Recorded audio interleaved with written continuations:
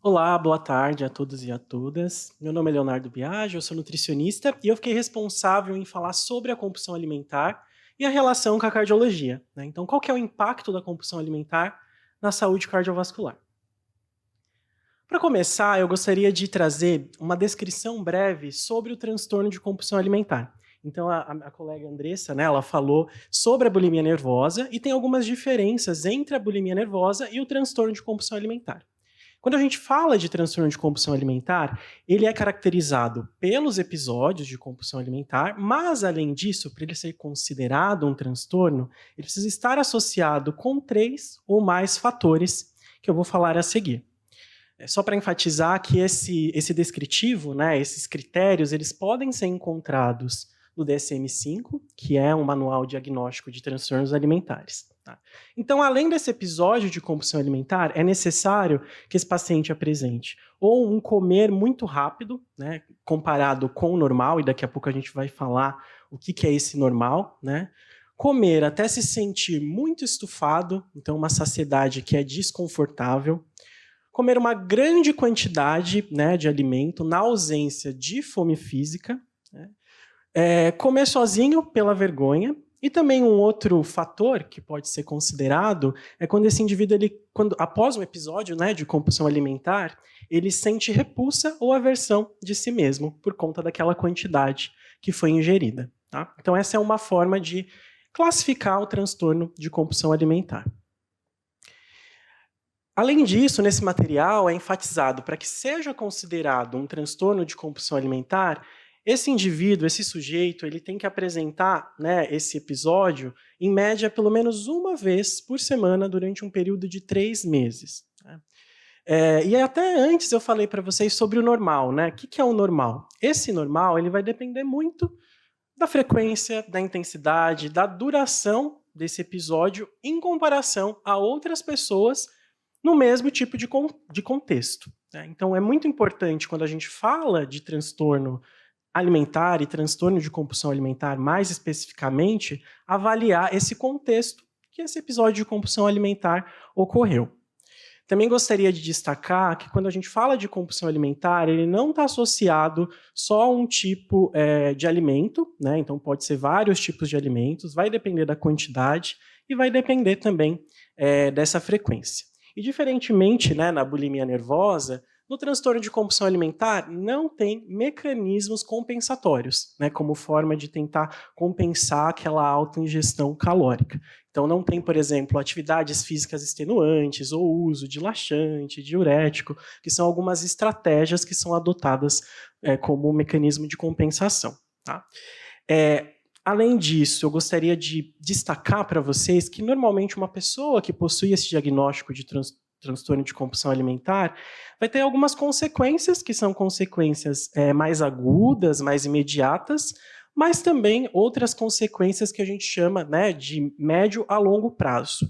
Inicialmente, né, a compulsão alimentar ela é um mecanismo de enfrentamento que o indivíduo adota para tentar aliviar aquelas sensações, aquelas experiências emocionais que são desconfortáveis. Então, alivia agudamente, mas não resolve o problema. E isso, em médio e longo prazo, pode levar a um sofrimento muito marcante por possuir essa condição. Tá? Mais para frente, eu também vou detalhar um pouquinho mais sobre os motivos que uma pessoa adota, né, esse mecanismo de enfrentamento que é a compulsão alimentar. Eu trouxe esse ciclo que demonstra muito bem como que funciona esses episódios de compulsão alimentar. Então, primeiramente, muitas vezes tem um desconforto com a imagem corporal, uma insatisfação corporal, e aí o indivíduo ele adota, né, o que a gente chama de mentalidade de dieta ou uma restrição alimentar intencional visando essa perda de peso. Né? Mas ele não suporta, muitas das vezes, esse sofrimento, né, e tem uma sensação aí de incapacidade, que é considerado um gatilho emocional. Então, esse gatilho emocional, ele pode levar à raiva, e a raiva pode encaminhar a pessoa para um episódio de compulsão alimentar. Após o episódio de compulsão alimentar, é muito frequente aquela sensação de culpa, né, de arrependimento, por ter praticado esse episódio de compulsão alimentar.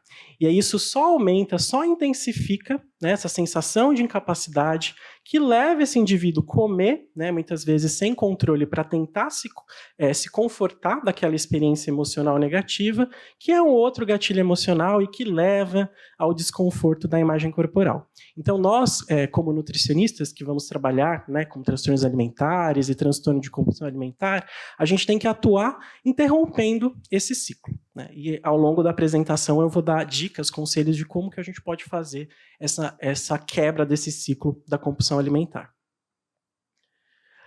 Já tem dados na literatura muito condizentes mostrando que pessoas com compulsão alimentar ou também descontrole alimentar, eu vou usar esses dois termos, tá? Durante a apresentação, são pessoas que muitas vezes cursam com altos problemas interpessoais. Então tem uma certa dificuldade de tentar gerenciar essas relações pessoais. E aí, consequentemente, essas pessoas podem apresentar uma dificuldade na resolução de problema, né? Então, essa alta vulnerabilidade interpessoal pode intensificar a forma que essas experiências emocionais serão sentidas, né? E a compulsão alimentar, ela aparece como uma alternativa para tentar resolver essa questão, né, de problemas interpessoais e manejo das relações interpessoais. Além disso, eu trouxe um outro estudo que foi uma revisão sistemática que apresentam que as pessoas que possuem compulsão alimentar, né, episódios de compulsão alimentar, normalmente têm mais dificuldade em reconhecer, identificar as emoções e sensações, né? E dessa forma, também, consequentemente, uma dificuldade de expressar e comunicar isso ao meio, né? E uma das formas que são adotadas para tentar expressar isso é via alimentação, via compulsão alimentar. E agora, finalmente, vou fazer essa relação, né, entre a compulsão alimentar e a saúde cardiovascular. Então, eu trouxe esse estudo, que é um estudo prospectivo, né, que mostrou associação de comportamentos alimentares transtornados, ou também até chamado de comer transtornado, em adultos jovens com diagnóstico nutricional de obesidade e sobrepeso. E associou essas informações, né, do comportamento alimentar com o IMC, mudanças, né, flutuações no IMC e riscos cardiometabólicos depois de um follow-up de 7 anos. O que os autores consideraram como comportamentos alimentares transtornados? A compulsão alimentar, que a gente vai enfatizar aqui na apresentação, mas também métodos compensatórios, como o uso de diuréticos, laxantes, vômitos, jejum e omissão de refeições.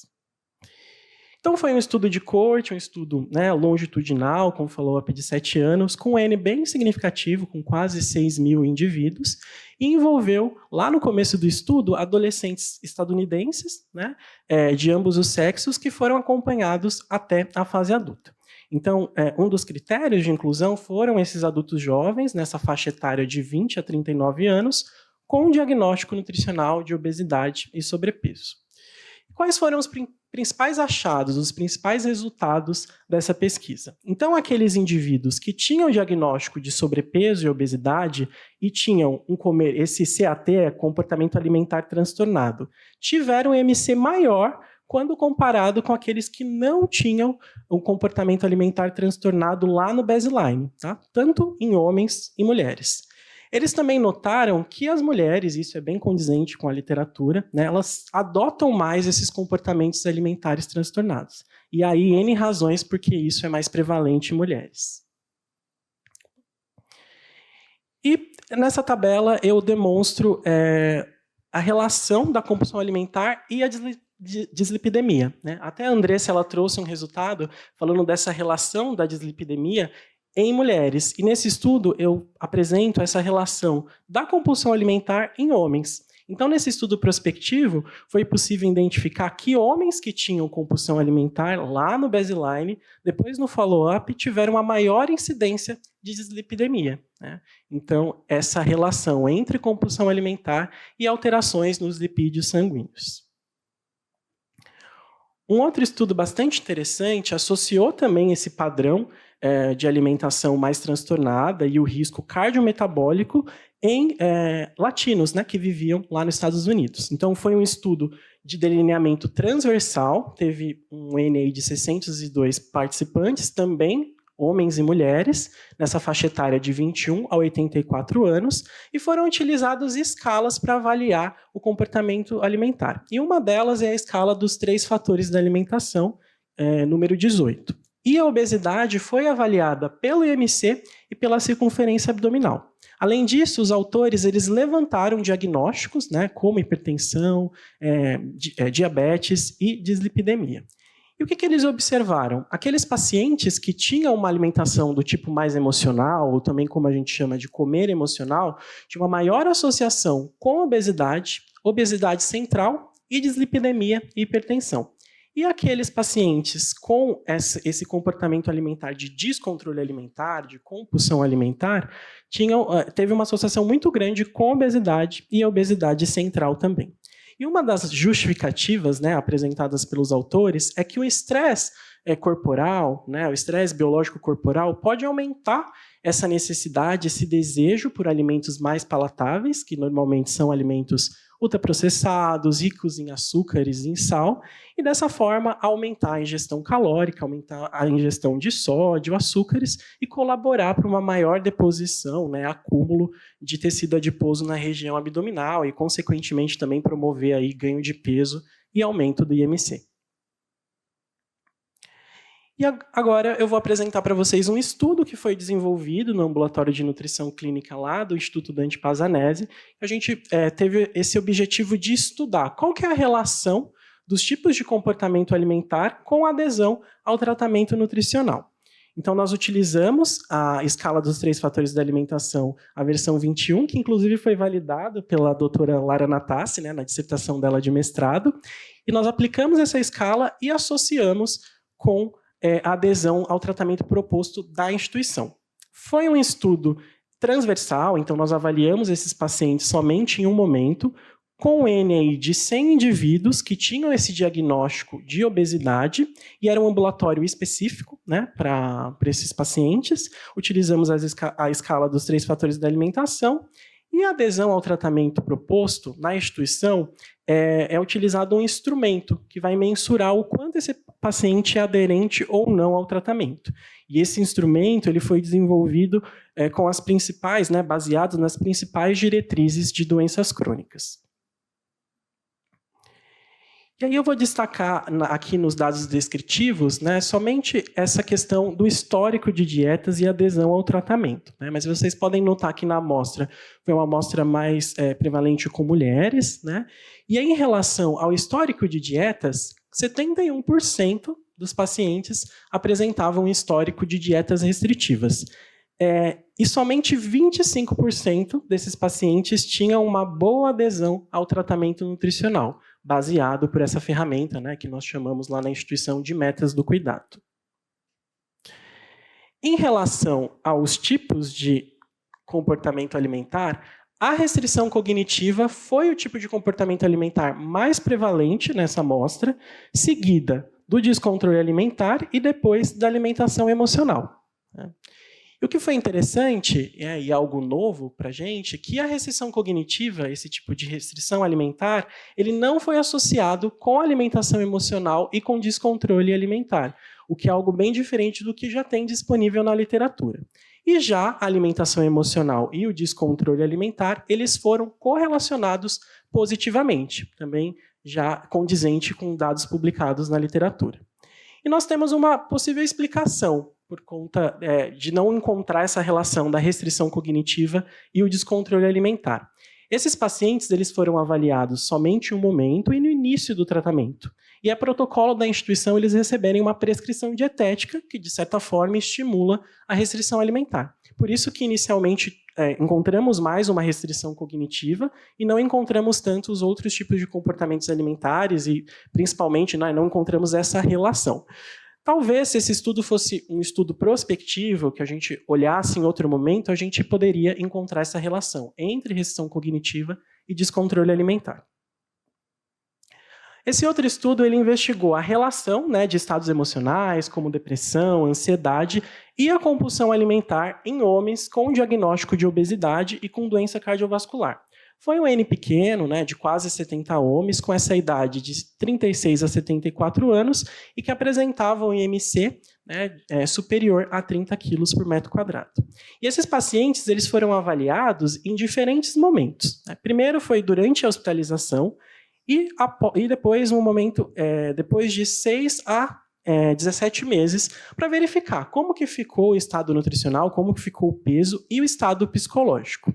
Para isso, foi utilizada uma escala de ansiedade e depressão para o meio, para o âmbito hospitalar, e uma escala de compulsão alimentar. E quais foram os principais achados dessa pesquisa? Então, após o período de segmento, né, então no follow-up, apenas 28,7% desses pacientes conseguiram perder peso, quase 30% mantiveram o peso corporal e 41,4% ganharam peso. E aí eles observaram, né, os autores, que não tiveram muitas diferenças significativas entre esses grupos em relação ao estado emocional e à compulsão alimentar.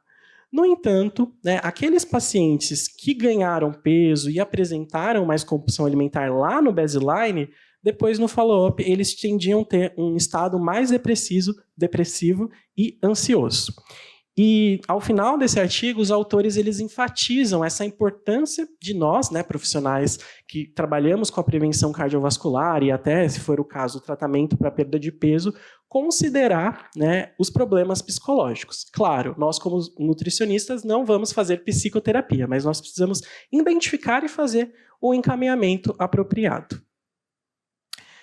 E como a gente falou agora de prevenção, gostaria de destacar esse estudo, que foi um estudo na atenção primária, que é um local muito favorável, né, quando a gente fala de prevenção, seja cardiovascular ou para obesidade. É um estudo que avaliou esse comer transtornado em pacientes com obesidade na atenção primária, né? Então, foram aplicadas escalas para avaliar o comportamento alimentar, a qualidade de vida e as mudanças alimentares. E quais foram os principais resultados? 20%, né, dessa amostra apresentou descontrole alimentar, então esses episódios de compulsão alimentar, e 50% apresentaram alimentação emocional. Além disso, né, mais uma vez, né, como as mulheres são um grupo mais vulnerável, né, quando a gente fala de transtornos alimentares, as mulheres apresentaram mais alimentação emocional e mais descontrole alimentar. E aí as associações entre os comportamentos alimentares e as outras variáveis é que aqueles pacientes com mais alimentação emocional e mais descontrole alimentar tiveram uma menor pontuação na escala de qualidade de vida, ou seja, tem uma menor qualidade de vida. E quanto maior a alimentação emocional e maior o descontrole alimentar, maior eram as dificuldades para implementar as mudanças alimentares. Então isso marcando o quanto o comportamento alimentar pode impactar na adesão do tratamento nutricional e na eficácia da intervenção nutricional que é proposta. Então, nós precisamos olhar para o comportamento alimentar durante os nossos atendimentos. E estou finalizando, já só para falar um pouquinho também da prevenção de transtornos alimentares. O tratamento nutricional, né, o tratamento de transtornos alimentares, deve ser feito por uma equipe multidisciplinar e por uma equipe, né, especializada, mas a prevenção ela pode ser feita por qualquer nutricionista, né, qualquer profissional na área da saúde. E quando a gente fala em prevenção de transtornos alimentares, e aqui mais especificamente do transtorno de compulsão alimentar, a gente pode atuar em várias frentes, né, em várias linhas, começando com uma prevenção do tipo mais primária, que a gente chama que é uma prevenção do tipo universal, que é tentar reduzir ou até eliminar qualquer tipo de fator de risco para transtorno alimentar. Tem um tipo de prevenção que é uma prevenção secundária, ou também chamada de prevenção direcionada, então a gente vai prevenir um estado completo, um diagnóstico completo de transtorno alimentar. Então, é aquele caso do paciente que ele ainda não preenche todos os critérios diagnósticos para anorexia, ou bulimia, ou transtorno de compulsão alimentar, mas ele está com um pezinho para ter esse diagnóstico. Então, a gente atua nessas ações mais direcionadas. E lá no topo, a gente tem a prevenção do tipo terciária, que é uma prevenção para tentar reduzir os sinais e sintomas desse transtorno alimentar, né, e promover uma maior qualidade de vida. Quando, ainda, né, falando sobre a prevenção de transtornos alimentares, quando nós olhamos para ações e grupos, pensando nessa prevenção, tem alguns tópicos que são fundamentais, que precisam ser contemplados nessas ações e nesses grupos. O principal é desestimular a prática de dietas restritivas, que pode ser um fator desencadeador para transtornos alimentares. Então, enfatizar comportamentos saudáveis para o manejo, controle do peso, resistir à pressão estética, evitar conversas e conteúdos muito centrados ao peso e corpo, evitar buscar essa internalização de padrão de beleza ideal, evitar a insatisfação corporal, melhorar a autoestima desses sujeitos, combater o estigma do peso, a gordofobia, promover a saúde em todos os tamanhos e celebrar e respeitar a diversidade corporal. Então, são tópicos essenciais quando a gente pensa em prevenção de transtornos alimentares.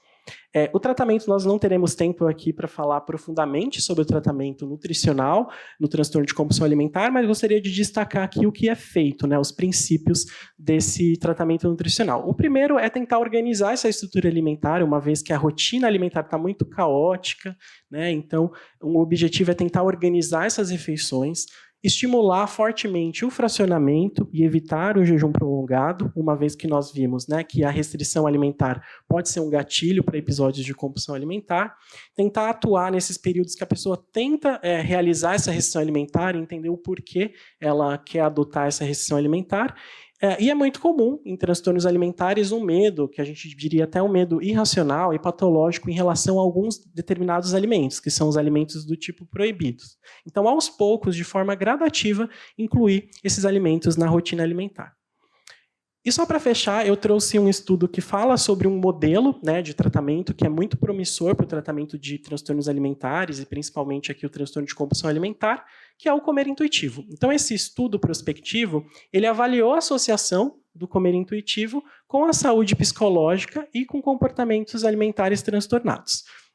Então, o que eles observaram? Os participantes que lá no início do estudo tiveram uma alta pontuação na escala do comer intuitivo tiveram menor risco de sintomas depressivos, baixa autoestima, insatisfação corporal e também compulsão alimentar nesse follow-up de 8 anos. É isso, agradeço imensamente o convite e deixo meus contatos para esclarecer dúvidas, trocas de artigos. Muito obrigado.